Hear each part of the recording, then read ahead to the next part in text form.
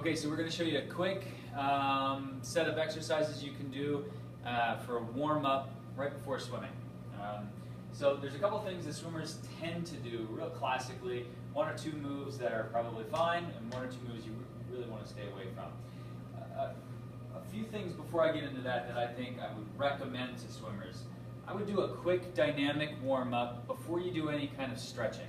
All right, now this is pre-race, pre-activity, pre-training as well. Start with some simple movements. First, Reagan here is going to demonstrate just keeping our elbows in and out and kind of internally and externally rotating our shoulders. Right? Simple movement. At first, it's just shoulders, but if I cue her, raise your sternum up a little more as your hands come out. Raise your sternum up and then relax. Raise that sternum up and then relax. Get a little bit of thoracic movement here. Good. Ready? Wide chest as your hands come out and then relax. Wide chest. So starting to get a little bit more scapular movement while she's internally and externally rotating. Pretty easy, not that challenging. We're getting a little bit of blood flow, maybe cueing some of these kind of regional postural muscles. Okay, go ahead up into a W, and let's do the same thing. Out and together. Good, out and together. So now, what most people will do when they do this is as they drive back, they're going to drive their elbows back more than their hands. They'll flex their trunk forward. What I'm going to challenge you to do is go pinkies together in the front, and as you come around, go pinkies behind you, and you need to drive the pinky at least as much as the elbow. You can't lead with the elbow. Right? Now go ahead and do that, Reagan. Good. Pinkies back, pinkies together, pinkies back. Good. Relaxed there. Sternum up, relaxed. Sternum up, relaxed. Wide chest. Good. Relaxed. Wide chest. And take inventory as you come around.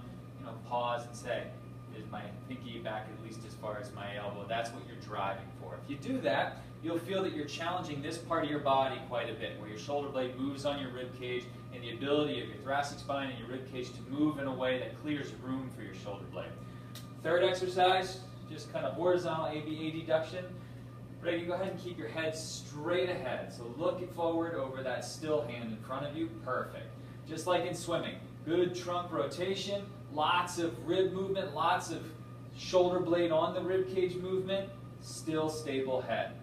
One thing you want to think about here is as you're reaching around, you allow your hand to dip down a little bit. It doesn't have to stay up at 90 degrees as it's coming around your body. It can dip a little.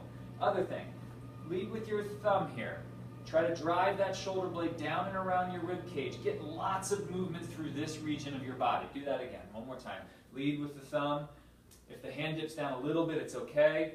Lots of mid-back movement, lots of movement of your shoulder blade on your rib cage, lots of movement on one rib on the other. Perfect. Go ahead and relax. One of the things that we're really trying to correct here is a propensity to be stiff through this part of your body and fulcrum heavily on your shoulder. So these warm-ups create a little bit of movement in the shoulder, but they're really driving a lot of trunk movement. Okay? Last thing, backstroke. Right? So big circles, circumduction.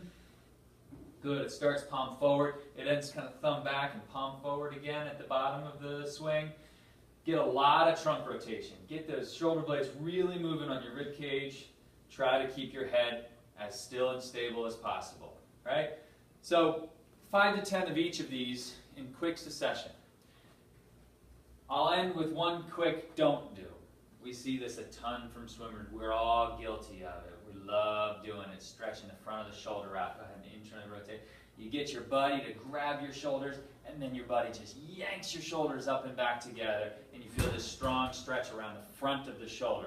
Swimmers tend to be a little sore through the front of their shoulder, but it's not because it's tight. As a matter of fact, we tend to get a lot of laxity in the anterior capsule and some of the stabilizing structures in the front of the shoulder. And further stretching those out is going to take some of those postural distortions and take some of those movement imbalances and push them in the wrong direction.